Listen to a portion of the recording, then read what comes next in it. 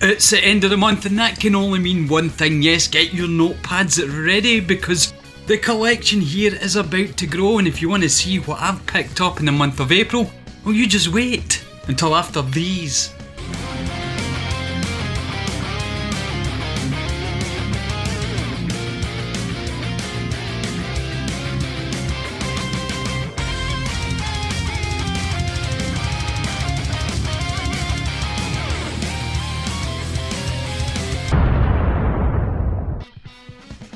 Hello friends and welcome back to Generation Pixel, and yes, it's time for some pickup reveals, the pickups for March 2022, and I have picked up games for 10 different systems and a whole new system itself which you may have seen or may not have seen in a previous video. But let's get on to the games themselves because, well, there's plenty to get through, and we're going to start with the PlayStation 4 because I like to go modern and work my way back to that juicy retro at the end. And first up for the PlayStation 4, a game that I was absolutely dying to get my hands on. It's from a series of games that I absolutely adore that can be absolutely different, and in this case it proved no different whatsoever. Well, a lot different actually, because it's this Final Fantasy Stranger of Paradise. Now I rushed out to get this game because I'm a big Final Fantasy fan, there's no two ways about that. Ever since Final Fantasy VII switched me on in 1997, I have wanted every single instalment of the Final Fantasy series, and this is the latest. And let me tell you, if you're going to rush out and buy a game, do not rush out and buy this one, because it's utter, well, garbage, and I'm not going to hold back in that. Yes, I'm keeping it, and I'm keeping it in my collection because it's part of the Final Fantasy canon, but it really does annoy me that it is. Now, we were expecting a sort of Dark Souls or Souls-like Final Fantasy with this, with Team Ninja behind the whole development of this, but that's not exactly got. We got some really poor and repetitive combat, and the graphics are like, well, they're like early PlayStation 3 graphics. So if you're not a fan of Final Fantasy and not desperate to get this into your collection for that particular reason, then I would say steer clear of this at the moment and wait at least until it hits much lower prices, which I have no doubt that it will, because unfortunately Stranger of Paradise, well, it was a big disappointment, and that's coming from a Final Fantasy fanboy.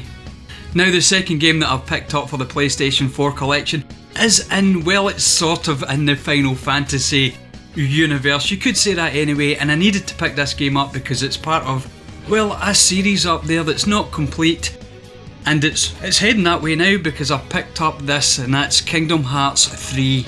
Now, I haven't played any of the Kingdom Hearts games as of yet. I've waited until I have the 3 mainline games. I now have 1 and 2 on the PlayStation 2, and I have Final Fantasy 3 on the PlayStation 4.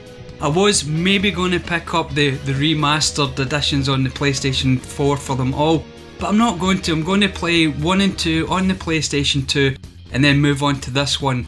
And if I enjoy them, then I'll get the remastered trilogy and play them that way as well. And that's Kingdom Hearts 3 on the PlayStation 4. Now, the third and final game that I picked up for the PlayStation 4 this month, well, I didn't actually pick it up by myself, no, it came out of the Better Half box, so if you have seen the Better Half box this month, then you'll know what's coming up next, because it's Bee Simulator. And now, Bee Simulator is a game that I kind of had my eye on. It's been kinda pricey, but the price is dropping, so if you're interested in playing this funny little Bee Simulator, an open world bee adventure if you want, then I'd go and look for it now, because I think eventually this is one that will be fairly rare. I mean, not at the moment, but it will be at some point because it's so obscure. So that's Bee Simulator in the PlayStation 4. So we're moving away from the PlayStation 4 and onto another system, but the same generation, and it's going to be Xbox One. That's right, this Sony pony is buying more Xbox games. Now, don't get me wrong, I do love Sony and I do have a few gripes with Microsoft, but when it comes to the games, well, I love them all. It doesn't matter what system they're on. And the game that I've picked up for the Xbox One this month is State of Decay 2. Now this is a game that I've been looking forward to playing for quite a while. I actually looked forward to playing the first one, just didn't have an Xbox at the time. I do now, so when I see these games in the wild, I'm happy to pick them up and finally give them a go. As most people will know, it's an open world zombie survival game, and that's right up my alley, I'm not going to lie about that. So coming into the collection for the Xbox One, we have State of Decay 2. So moving on to the next set of games, we're going to be stepping down a generation and we're stepping down to PlayStation 3. Now I do collect mostly for the PlayStation 2 at the moment, but I have seen certain trends that have led me towards the PlayStation 3, and it's such a good system to collect for. But let's move on to the games because that's what you're here to see. And the first one, well, it's games that I've got elsewhere because it's an HD trilogy remaster. Now I love these trilogy compilations or HD remaster compilations on the PlayStation 3 because it does make it slightly easier to play, especially on a modern TV. And when you're talking about games as classic as the Hitman collection, then it's a no-brainer. If you see this out there in the wild for a decent price, then snap it up. They're fantastic games and this is a fantastic way to play them. So next up for the PlayStation 3, we're going to see yet another example of a change in my personal buying habits, especially when it comes to the PlayStation 3, and that is steelbooks. I don't know why this has happened. I've just been bitten by this bug maybe over the last several months, but if I see a steelbook in the wild, especially for PlayStation 3, I just feel like I have to pick it up. Now this game I had to pick up anyway. It's part of a series that I've got up there part of, and that is Star Wars The Force Unleashed 2, and I did pick it up in this wonderful steelbook edition. And I'm quite happy about that, and it starts to complete that particular subset. And next up for the PlayStation 3, we have another game that is coming into the collection because it completes a subset, or it almost completes a subset. I've still got a couple of games to go in this particular one, but I finally got round to picking up Resident Evil 6. Now, anyone who knows me knows that I haven't enjoyed the Resident Evil games since Code Veronica X, and well, this is Resident Evil 6. Is it one of the worst Resident Evil games? Because 4 really disappointed me personally. I know a lot of people out there love it, but for me it just wasn't a Resident Evil game. Now I will get round to properly playing 4 and then 5 and 6 before I move on to 7 and 8, which completely changed the formula again. But for now, Resident Evil 6 and the PlayStation 3 firmly in the collection, and yes, of course I'm happy about it. So last up for the PlayStation 3, we have a game that came out of the Better Half box. Now if you've seen the Better Half box, you will know what's coming up, and you'll know it's the game that the Better Half tried to troll me by putting it into the box. And that game is SingStar Queen. Now yes, it's a good troll. I don't like the SingStar games. Well, I'm not good at the SingStar games. I don't in particular want them into my collection, but once they're here they've got to stay. That's one of the rules of the Better Half box. But it's Queen, and you know what? Being an old rocker like myself, I had no problem with this coming into the collection. So it was one troll from the Better Half box that, well, it failed. It fell on its face, and I'm happy to have SingStar Queen in the collection.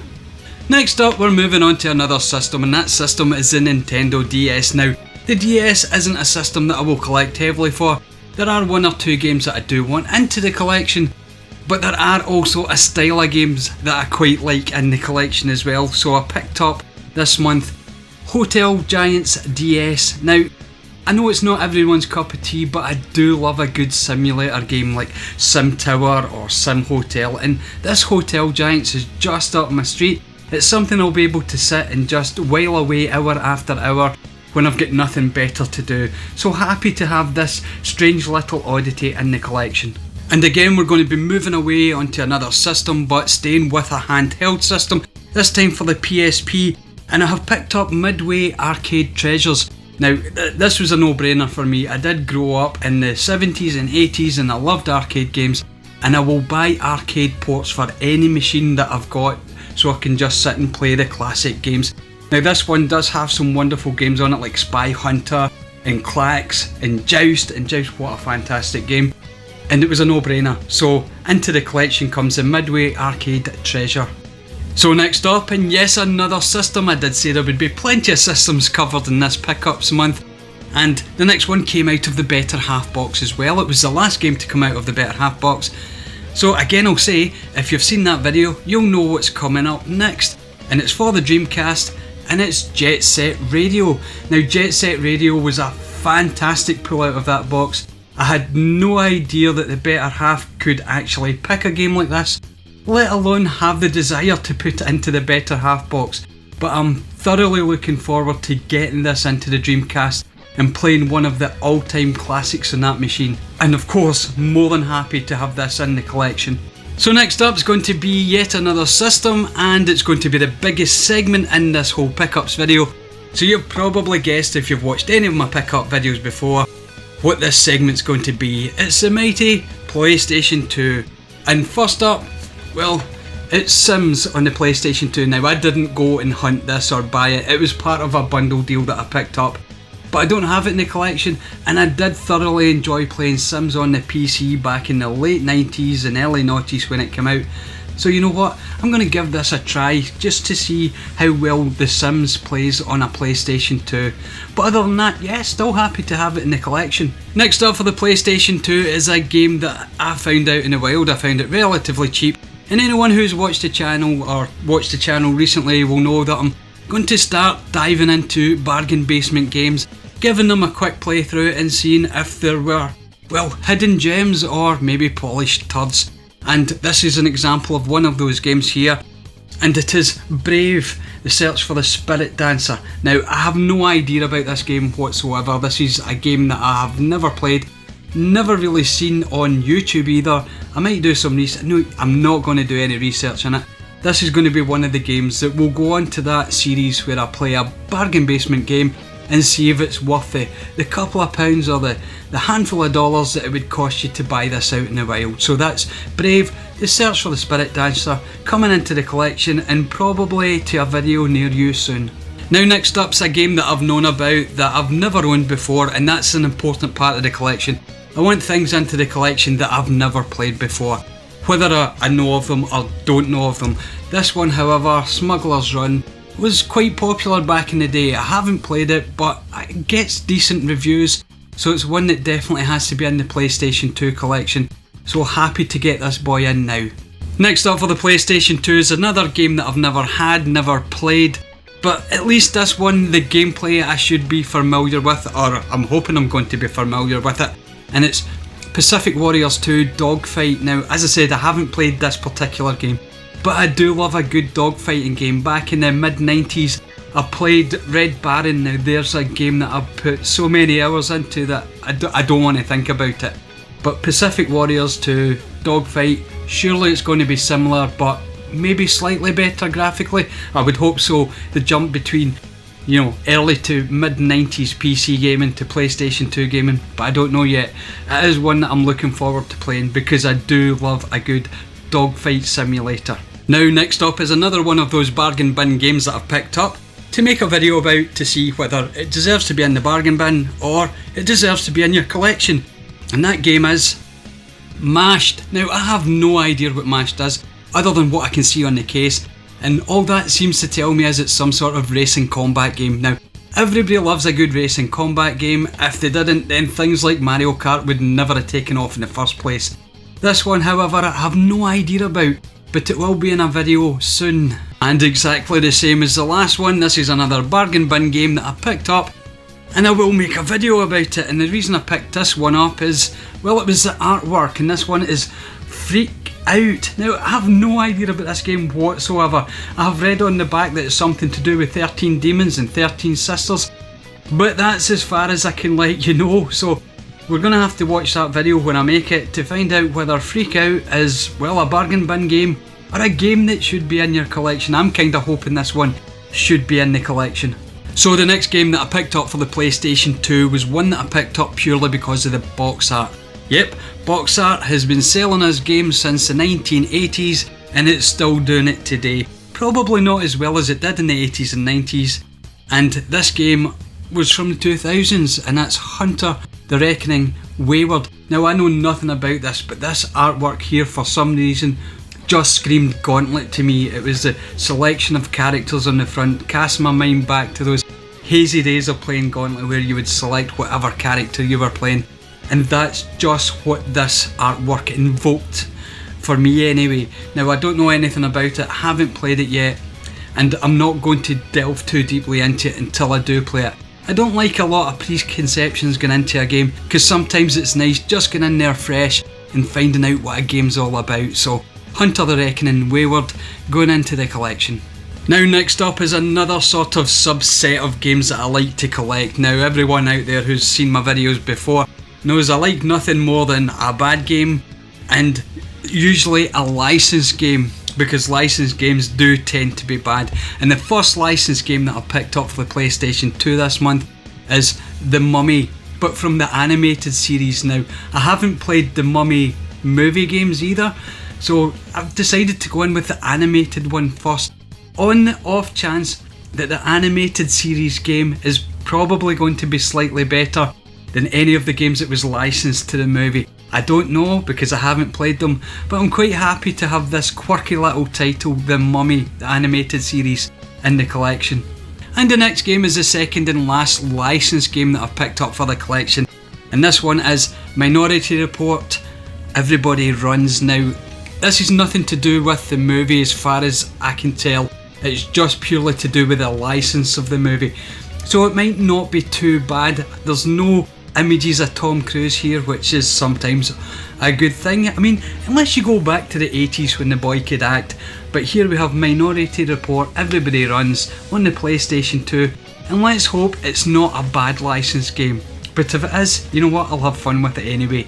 Now my next two pickups are recommendations. That's right, people out there, people like you sitting there watching this video have recommended me video games either directly or through putting out a video and giving a video game a shining report.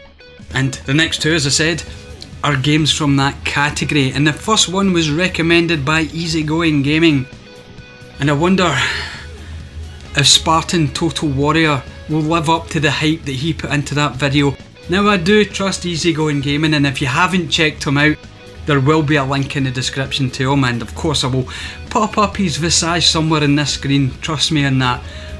But he really did seem to enjoy this game, or at least enjoy it back in the day, so you know what, I'll give it a try. I trust his opinion, and hopefully Spartan Total Warrior will be one to keep and be happy to keep in the collection. Now my second and last game that is a recommendation for the PlayStation 2 is a game that wasn't directly recommended. You see the Retro Bear, yep, that's him there, and links in the description as always. Well, he played a game for PlayStation Month called Gunfighter, The Legend of Jesse James. Now, I didn't see that out in the wild, I wish I had seen it. I did, however, see this out in the wild, and that's Gunfighter 2, The Revenge of Jesse James. It does have, as you can see, light gun functionality. Now, I don't play in a CRT at the moment, I'll probably get back round to it when I organise some more space. But you don't need the light gun to play this game, you can play it with the controller. I know that's not ideal, but from the gameplay that I saw from the PlayStation game, the original, the first game, I was really intrigued by it and I wanted to play it. I didn't see that, I did see the sequel, and it's PlayStation 2, so it's going to be a win-win, or that will be another bad recommendation from the Retro Bear. But at the moment, Gunfighter 2 is in the collection.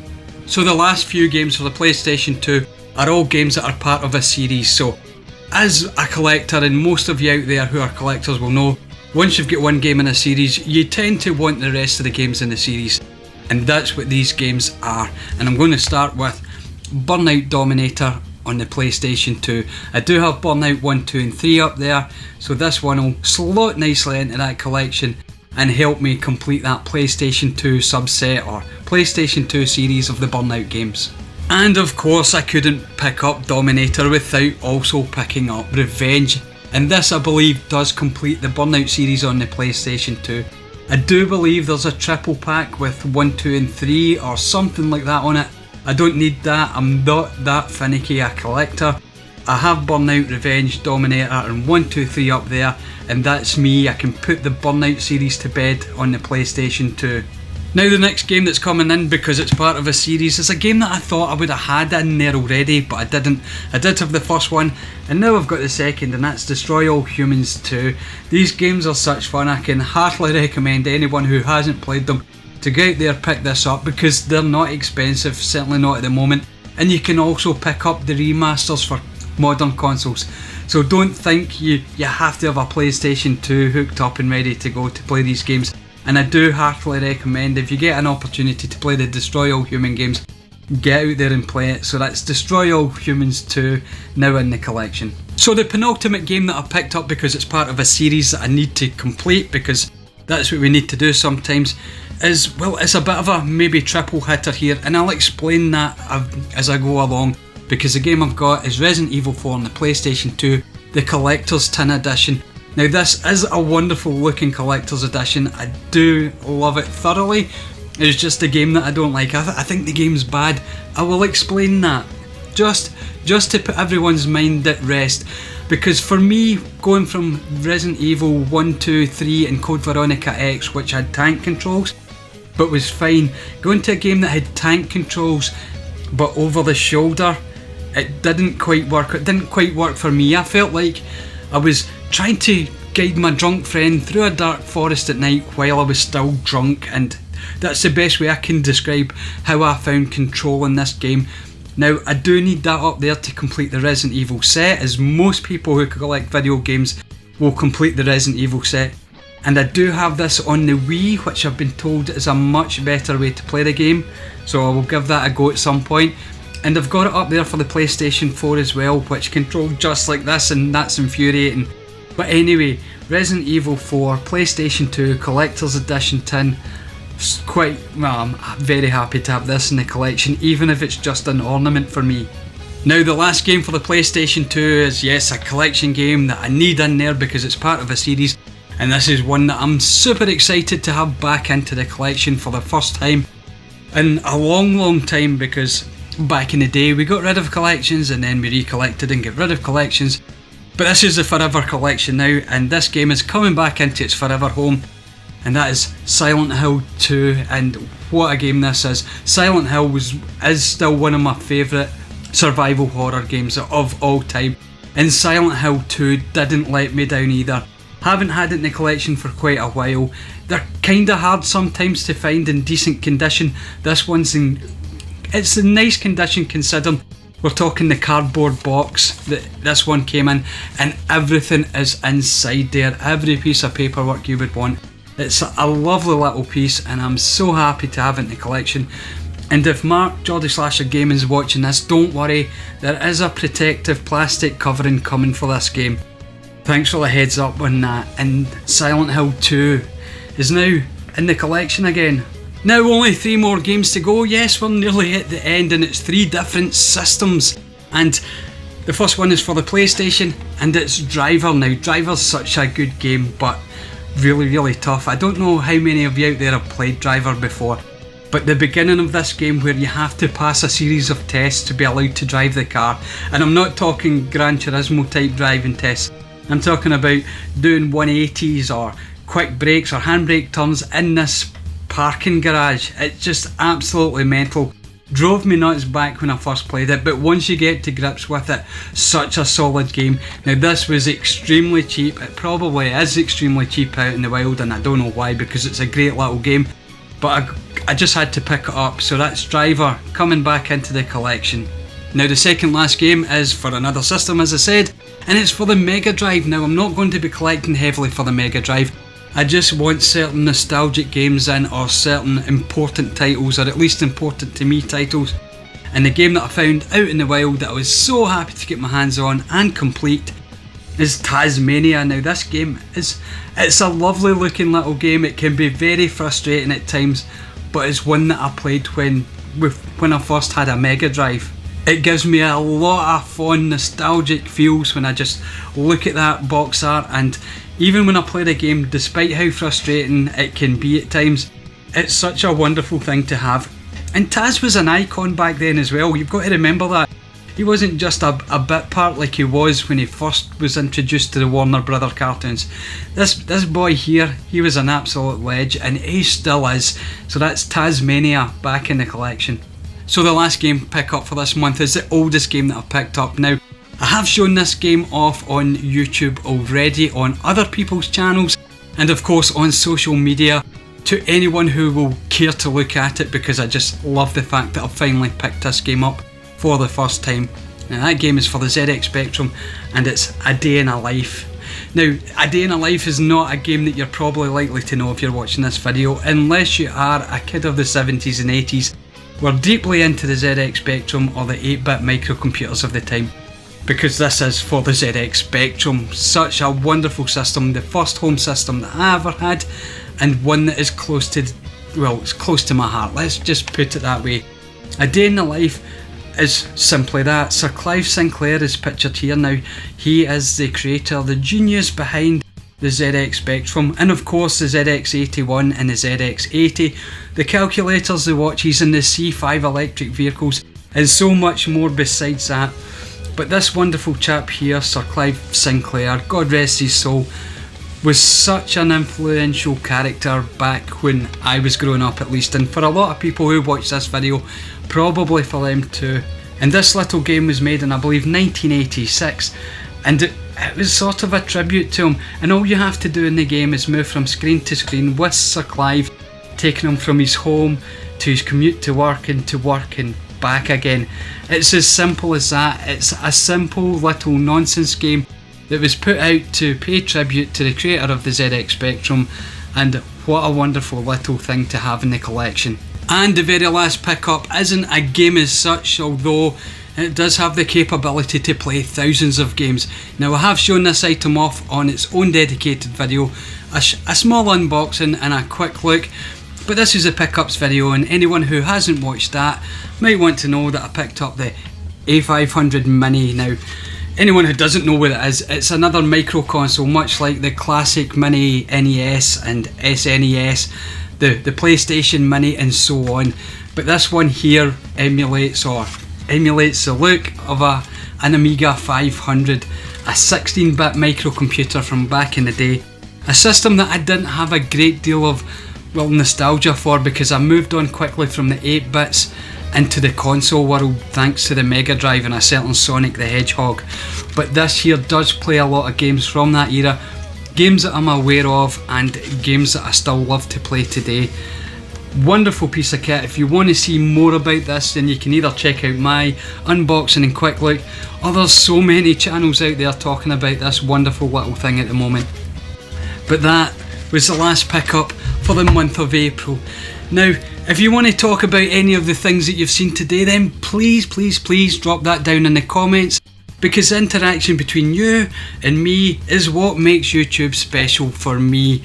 Thank you very much for watching as always, and until next time, cheerio!